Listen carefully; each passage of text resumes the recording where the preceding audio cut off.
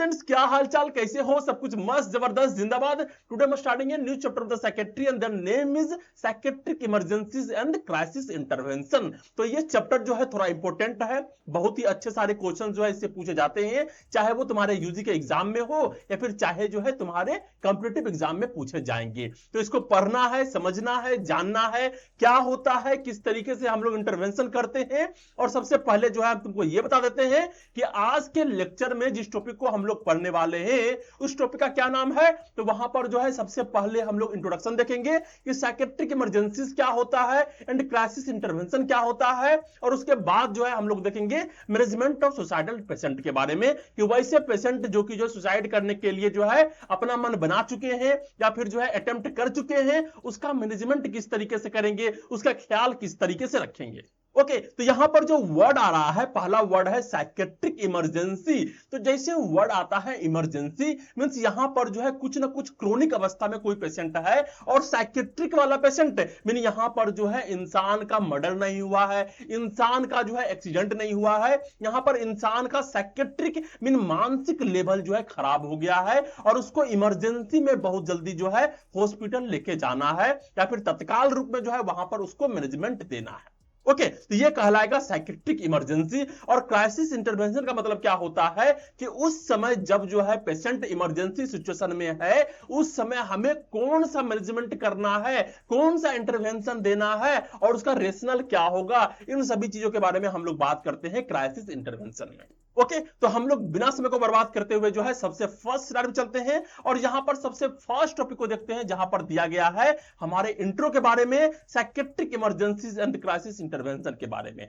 तो सबसे पहले हम लोग इंट्रो की बात करते हैं और यहां पर दिया गया है कि व्हाट इट इज, आखिर ये है क्या, है ना। जब हम लोग इसको देख रहे हैं तो यहां पर सबसे पहले हम लोग क्या देखेंगे कि आखिर ये है क्या। यहां पर कहा गया sudden and severe changes in thinking, moods और action that can quickly become dangerous to the patient और अदर्स। बहुत ही सिंपल भाषा में यहां पर कहा गया है कि sudden and severe changes mean यहां पर जो चेंजेस हो रहे हैं वो सडन हो रहे हैं, अचानक हो रहे हैं, एंड सीवियर तरीके से हो रहे हैं, बहुत ही खतरनाक तरीके से हो रहे हैं। क्या चीज में हो रहे हैं चेंजेस? तो यहां पर इंसान के थिंकिंग बदल रहे हैं, इंसान के मूड चेंज हो रहे हैं, इंसान के एक्शन जो है यहां पे बदल रहा है, and that can quickly become dangerous, और ये धीरे धीरे जो है अचानक से बहुत ही डेंजरस लेवल पर पहुंच जा रहा है टू द पेशेंट और अदर, अपने पेशेंट के लिए भी और दूसरे के लिए भी। हो सकता है कि वो अपने आप का नुकसान कर ले या फिर हो सकता है कि सामने जो इंसान बैठा हुआ है उसका नुकसान कर दे। तो ऐसा सिचुएशन अगर पेशेंट के साथ हो जाए कि पेशेंट जो है अपना आप का नुकसान करवाने के लिए तैयार हो जाए या फिर जो है दूसरे का नुकसान कर दे, तो that's the psychiatric emergency. Okay, अब यहां पर एग्जांपल के तौर पे कहा गया सुसाइडल अटेम्प्ट्स। अगर कोई ऐसा इंसान है जो कि सुसाइड करना चाहता है, आत्महत्या करना चाहता है, तो यहां पर जो है क्या होगा, साइकेट्रिक इमरजेंसी होगा।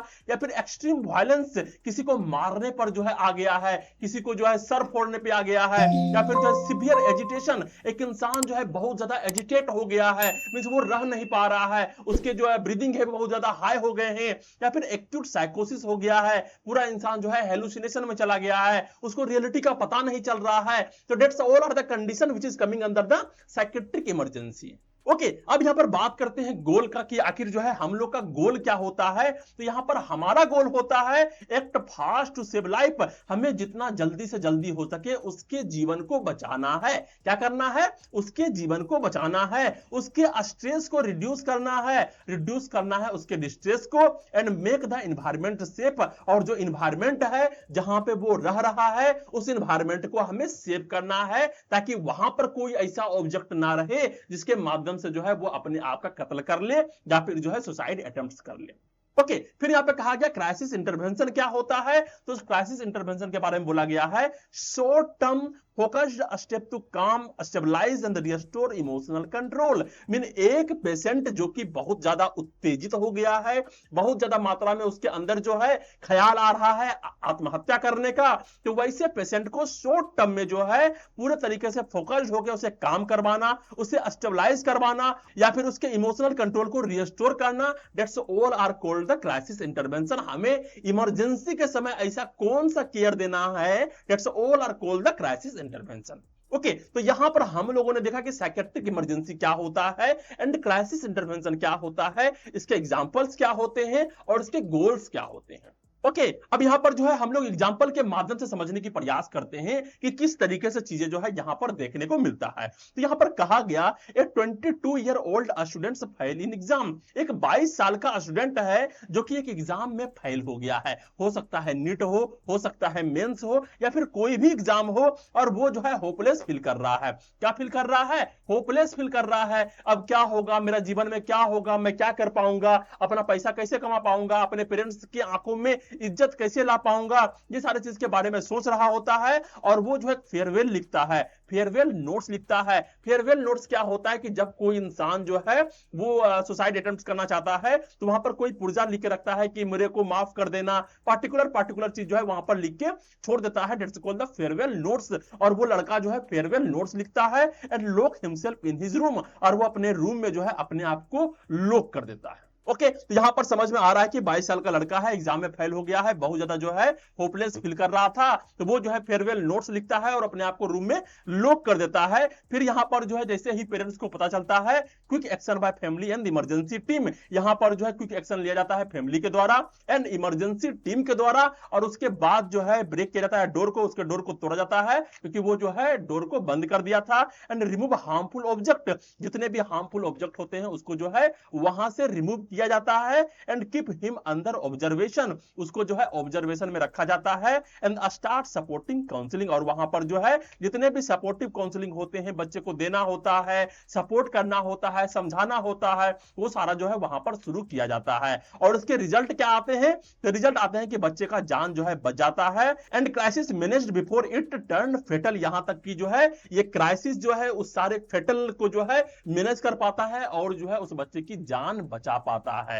तो यहां पर हम लोगों ने देखा कि किस तरीके से एग्जाम्पल होता है, एक इंसान का जो है मूड किस तरीके से बदलता है जब जो है वो किसी चीज में नाकामयाब हो जाता है या फिर पार्टिकुलर चीजें हो जाती है। तो यहां पर जिस चीज के बारे में हम लोगों ने देखा, यहां पर ना इंसान का एक्सीडेंट हुआ है, ना इंसान को जो है किसी पार्टिकुलर रूप से जो है चोट वोट पहुंचा है, लेकिन इंसान जो है मानसिक रूप से इतना खराब हो गया है कि वो अपने आप को मारने पे तुल गया है और अपने आप का नुकसान करने पर आ गया है। Okay that's called the psychiatric emergency, और ये जो है इमरजेंसी के फॉर्म में जाता है क्योंकि यहां पर इंसान का जान जो है खतरे में होता है। ओके अब यहां पर हम लोग नेक्स्ट चलते हैं और यहां पर नेक्स्ट टॉपिक के बारे में देखते हैं जहां पे दिया गया टाइप्स ऑफ साइकेट्रिक इमरजेंसी। तो किस किस तरह के साइकेट्रिक इमरजेंसी यहां पर देखने को मिलते हैं, और जो है जो ये चैप्टर चल रहा है वहां पर जो है हम लोग कितने इमरजेंसीज के बारे में बात करेंगे। तो यहां पर सबसे पहले दिया गया सुसाइडल रिस्क, मीन यहां पर जो है इंसान इमीडिएट रिस्क होता है सेल्फ हार्म करने का या फिर अटेम्प्ट करने का सुसाइड। इसके बारे में हम लोग आज के लेक्चर में भी जो है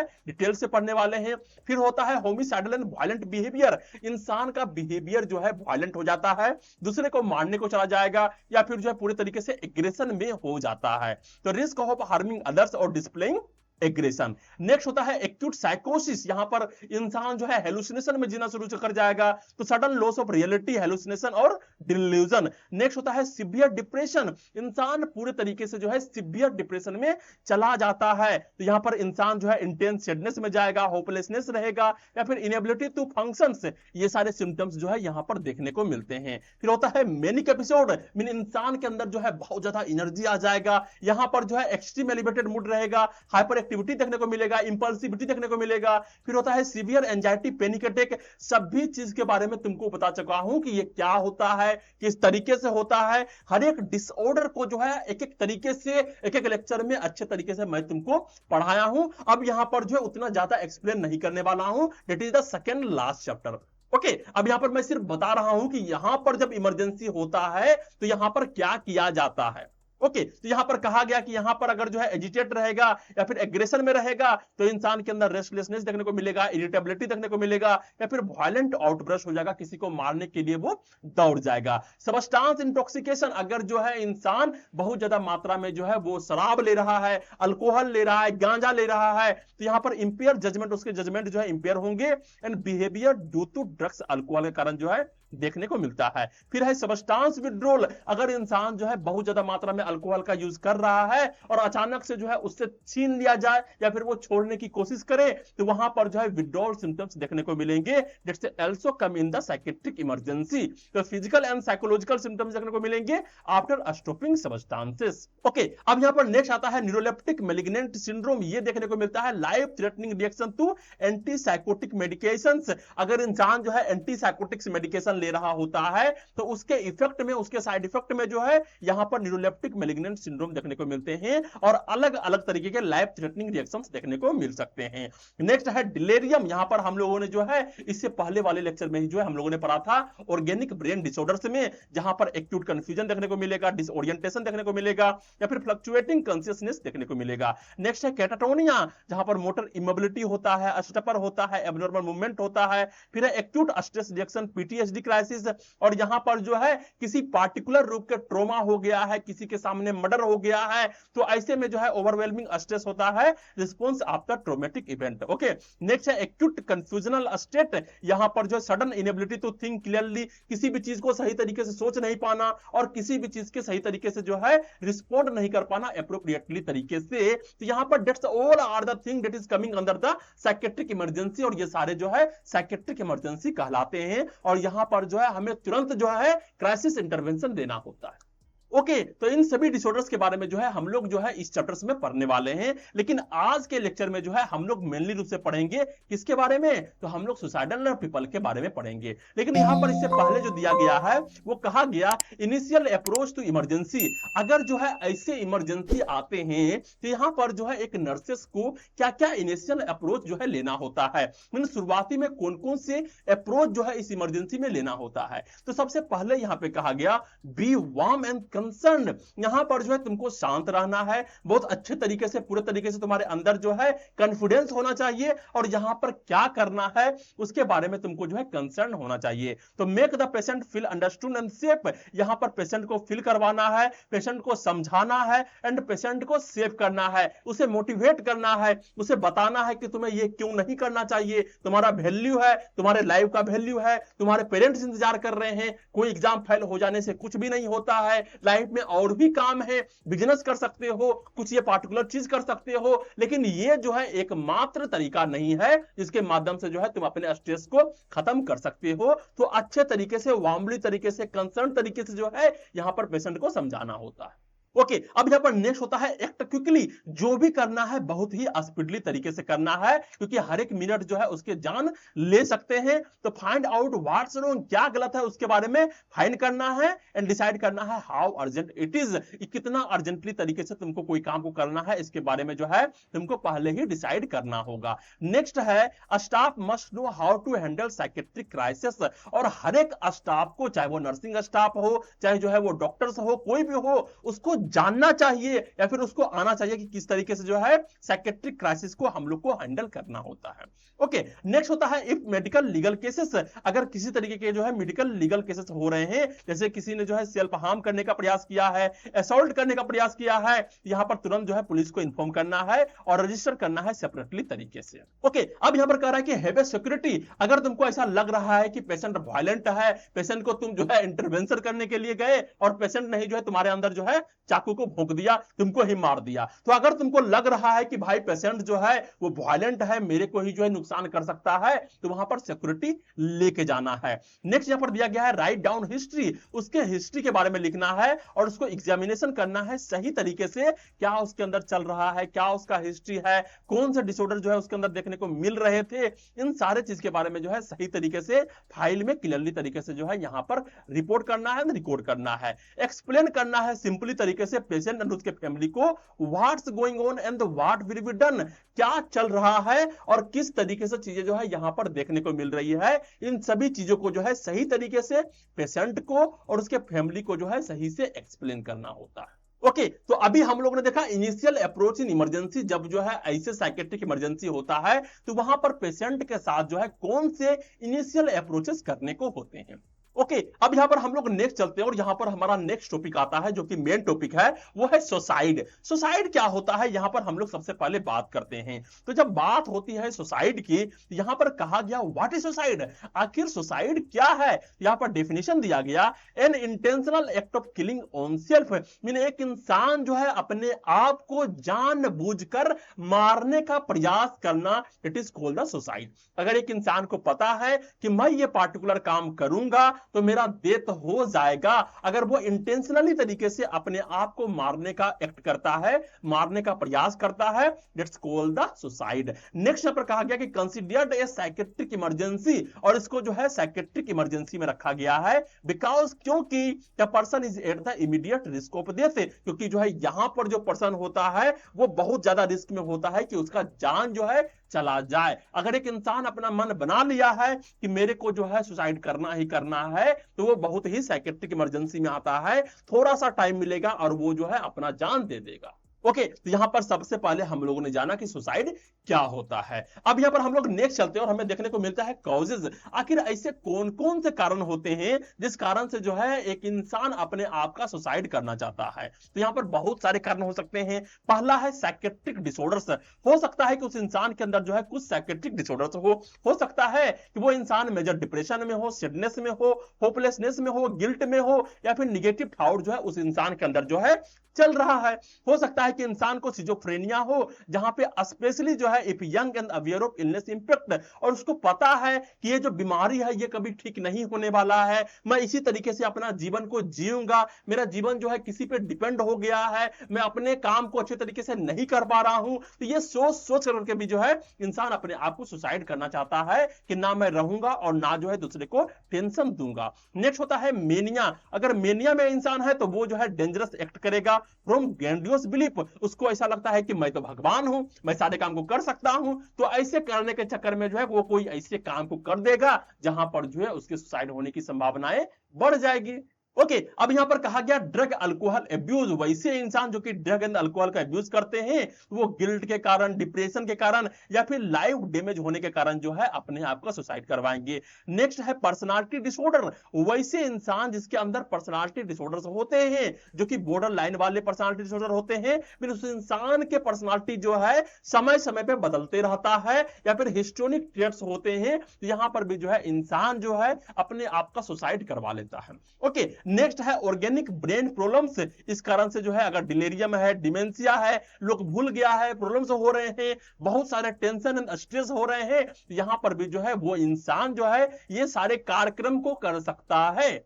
नेक्स्ट है फिजिकल इलनेस, हो सकता है कि उस इंसान के पास जो है किसी तरीके के क्रोनिक इलनेस हो, किसी तरीके का फिजिकल इलनेस हो और यहां पर क्रोनिक पेनफुल और टर्मिनल डिजीज हो चुका है। लेकिन हो सकता है कि इंसान को कैंसर हो सकता है इंसान को जो है लंग डिजीज हो, या फिर जो है कोई भी ऐसा डिजीज हो जहां पर जो है उसको बहुत ज्यादा पेन देखने को मिल रहा है और उसको लगता है कि इतना पेन झेलने से अच्छा है कि मेरे को डेथ कर जाना चाहिए, एटलीस्ट शांति से मैं मर तो जाऊंगा, तो इस कारण से भी जो है वो सुसाइड करने का प्रयास करता है। ओके, नेक्स्ट यहां पर देखने को मिलता है साइको सोशल फैक्टर, जो कि मोर इंपोर्टेंट है। हो सकता है कोई इंसान जो है एग्जाम में फेल कर गया है, डॉरी हेरेसमेंट है, मींस जो है उसे दहेज मांगा जा रहा है, मैरिटल इशू देखने को मिल रहा है, या फिर किसी प्यार करने वाले इंसान को खो दिया है, सोशल आइसोलेशन, किसी से बात नहीं करता है, एकदम अलग थलग रहने लगा है, या फिर जो है उसका जॉब लॉस हो गया है, तो ऐसे में भी जो है अगर फाइनेंशियल क्राइसिस भी है तो इस तरीके के लोग जो है यहां पर जो है ये सुसाइड करने का प्रयास करते हैं। ओके, तो that's all are the causes aetiologies जो कि जो है हमें साइकेट्रिक इमरजेंसीज में देखने को मिलता है, और जिस कारण से जो है हमारे लोग और जिस कारण से जो है यहां पर लोग जो है वो सुसाइड करने के प्रयास करते हैं। ओके, अब नेक्स्ट हम लोग चलते हैं और यहां पर जो हमें नेक्स्ट टॉपिक देखने को मिल रहा है जिसका नाम है रिस्क फैक्टर। अब यहां पर हम लोग बात करते हैं कि ऐसे कौन कौन से इंसान है जिसका रिस्क फैक्टर बहुत ज्यादा है कि वो सुसाइड कर सकता है। अगर एज के बारे में बात करते हैं तो 40 ईयर से ज्यादा वाले जो मेन होते हैं वो ज्यादा चांस रहता है सुसाइड करने का, और वुमेन में जो है 55 ईयर से ज्यादा वाले का चांस रहता है कि वो सुसाइड कर ले। नेक्स्ट बात कर रहा है सेक्स का, यहां पर जो मेन होते हैं, जो इंसान होते हैं, वो सबसे ज्यादा सुसाइड करते हैं और सुसाइड में सक्सेसफुल भी हो जाते हैं। ओके लेकिन जो ओमेन होते हैं वो जो है बहुत ज्यादा बार में अटेम्प्ट करते हैं। अटेम्प्ट मतलब क्या होता है? सुसाइड करने का प्रयास करना। अब ये बहुत ही इंटरेस्टिंग बात है कि जो मेल होता है उसको पता होता है कि हमें कैसे मरना है। ओके उसको अच्छे तरीके से पता होता है कि किस तरीके से हायल नहीं होना है, मींस जो करना है एक बार कर ही देना है और एक बार में जो है वो स्वाहा हो जाते हैं, टपक जाते हैं। लेकिन जो ओमेन होता है वो तुम देखते भी होगे कि जो लड़कियां होती है वो की ज्यादा क्या करती है? मैं नस काट लूंगा, मैं ये कर दूंगा, मैं वो कर दूंगा, और थोड़ा थोड़ा काटती है। मतलब अगर काटना है तो भाई कस के काट लो, ऐसा भी हो सकता है ना। लेकिन वो अटेम्प्ट ज्यादा करती है लेकिन सुसाइड रेट जो है उसका कम होता है। मींस वो जो है डराती है ज्यादा करके कि हम जो है सुसाइड अटेम्प्ट कर लेंगे। लेकिन ऐसा नहीं है, हर बार ऐसा नहीं होता है। लड़कियां भी जो है बहुत ज्यादा सुसाइड करती है। बहुत सारे फाइनेंशियल क्राइसिस भी होते हैं या फिर डॉडी के कारण भी होते हैं। तो बहुत सारे ऐसे रीजन होते हैं जहां पर लड़कियां भी जो है सुसाइड करती है। लेकिन एक डाटा है जहां पर देखने को मिलता है कि जो मेन होते हैं वो ज्यादा सुसाइड करते हैं और जो वोमेन होते हैं वो ज्यादा अटेम्प्ट करते हैं। नेक्स्ट यहां पर देखने को मिल रहा है मैरिटल स्टेटस के बारे में। तो सिंगल आदमी, डाइवोर्स आदमी एंड विडोड मींस जिसका जो है कोई मींस फीमेल डेथ कर गया है, वाइफ डेथ कर गया है या फिर जो है उसके हस्बैंड डेथ कर गए हैं, तो ऐसे में जो है हाइयर रिस्क होता है वो सुसाइड कर ले। लेकिन यहां पर जो है मेरठ वाले इंसान के बारे में नहीं बताया गया है, लेकिन ये भी करते हैं। आजकल तो ज्यादा देखने को मिल रहा है कि मेरठ वाला ही जो है सुसाइड कर रहा है। नेक्स्ट है पास्ट हिस्ट्री के बारे में जब बात करते हैं तो अगर कोई इंसान जो है प्रीवियस अटेम्प्ट किया है, मींस एक बार जो है वो कर चुका है मरने की तैयारी, तो वो करना चाह रहा होगा फिर से। डेफिनेट सुसाइड प्लान, अगर कोई इंसान जो है प्लान बना चुका है मरने का तो वो करेगा। And the recent big loss, अगर जो है किसी का जो है बिग लॉस हुआ है, कोई प्यार करने वाला जा चुका है उसके बाद जो है पैसे डूब गए हैं, तो ऐसे इंसान जो है और ज्यादा मात्रा में रिस्क में होते हैं सुसाइड कर रहे हैं। Okay that's all are the risk factor which is coming under the suicidal attempts.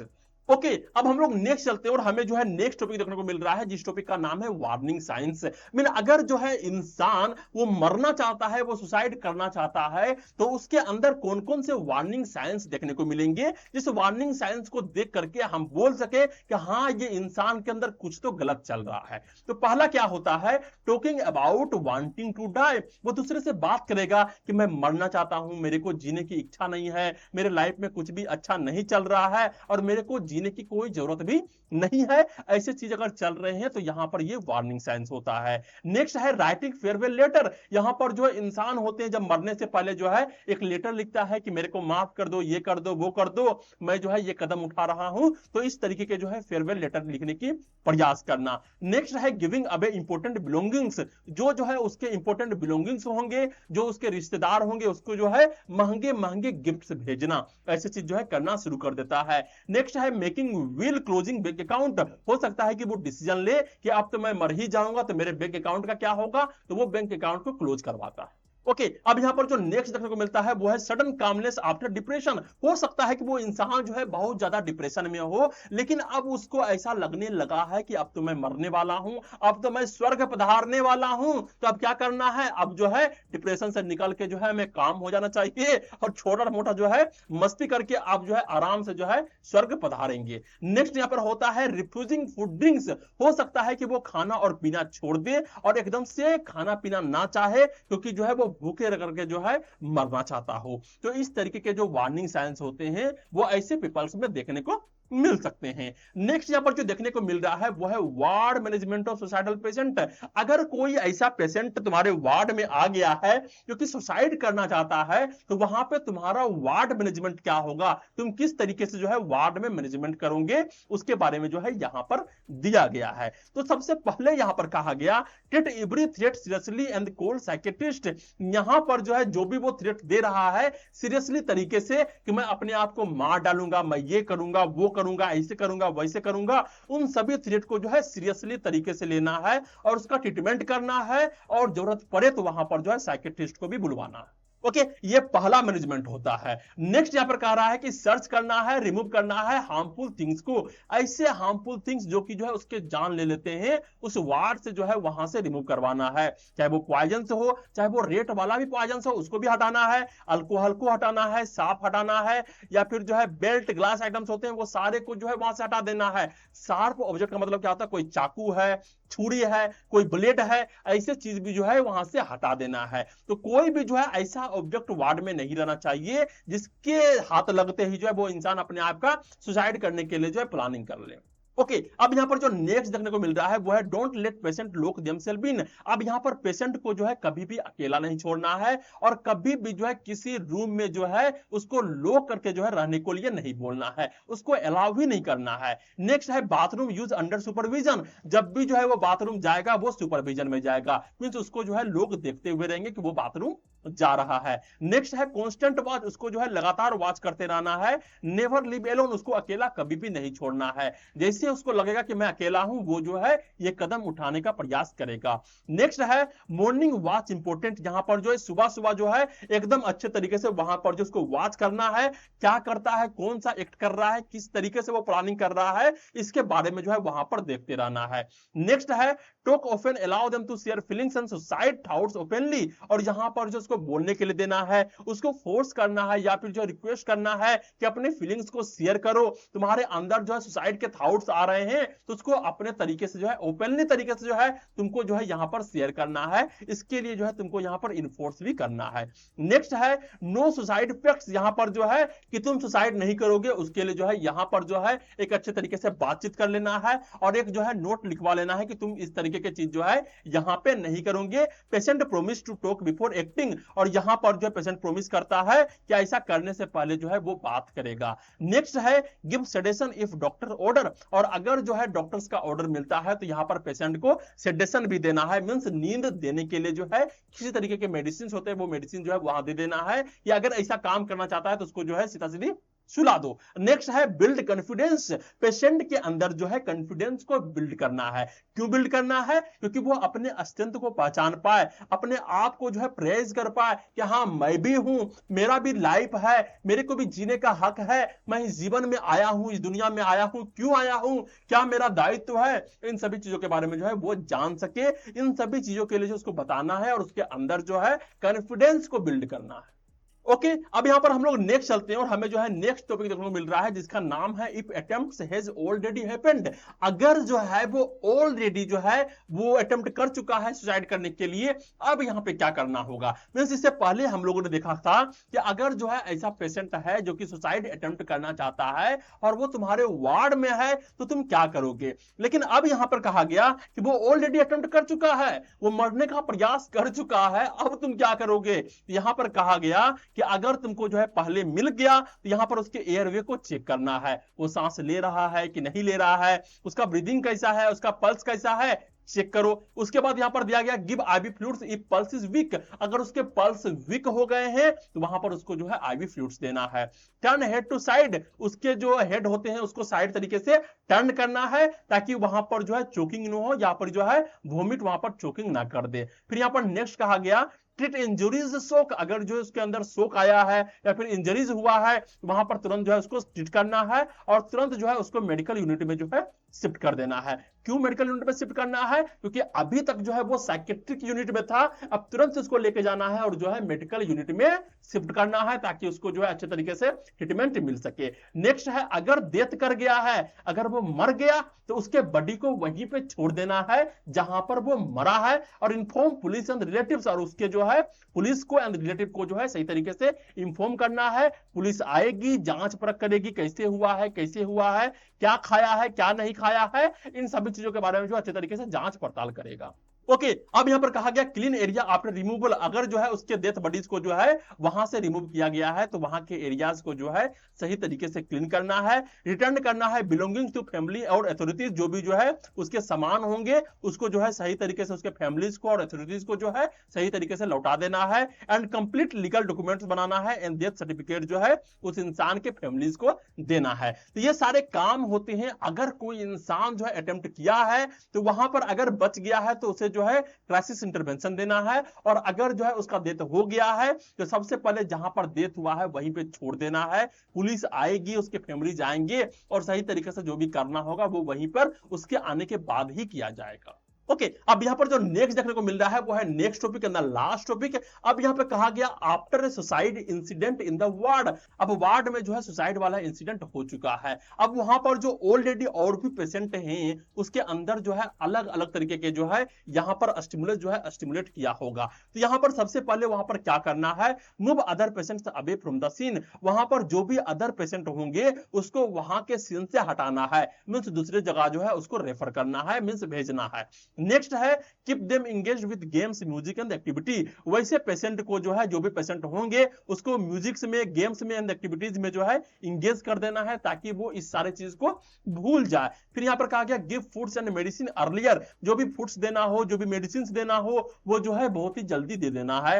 And next यहां पर देखने को मिलता है watch for emotional changes in other patients. यहां पर और जो भी पेशेंट उसके साथ थे उसके इमोशनल चेंजेस को देखना है, क्या उसके अंदर किसी तरीके के इमोशनल चेंजेस देखने को मिल रहे हैं या फिर नहीं मिल रहे हैं। तो इन सारे इमोशनल चेंज को हमें देखना होगा और यहां पर उसके आधार पर जो है साइकियाट्रिस्ट को इन्फॉर्म करना होगा कि उसके आधार पर जो है उसका अदर तरीके से जो है यहां पर मैनेजमेंट किया जाएगा। ओके तो आज के लेक्चर में हम लोगों ने देखा साइकियाट्रिक इमरजेंसी क्या होता है, क्राइसिस इंटरवेंशन क्या होता है और एक इंसान जो कि जो है सुसाइड करना चाहता है उसको किस तरीके से मैनेज किया जाए। इन सभी चीजों के बारे में जो है हम लोगों ने अच्छा से देखा, समझा और जाना। तो आज का लेक्चर कैसा लगा, कितना समझ में आया, कितना समझ में नहीं आया, कौन सा डाउट तुम्हारे मन में रह गया वो नीचे कमेंट करना है और कमेंट जरूर करना है क्योंकि इसी से मुझे मोटिवेशन मिलता है। ओके वीडियो को लाइक करो, शेयर करो अपने वैसे दोस्तों को जिसको साइकियाट्री समझ में नहीं आता है या फिर जिसको जरूरत हो, और सबसे ज्यादा इंपॉर्टेंट इस चैनल को सब्सक्राइब करो। Okay thank you.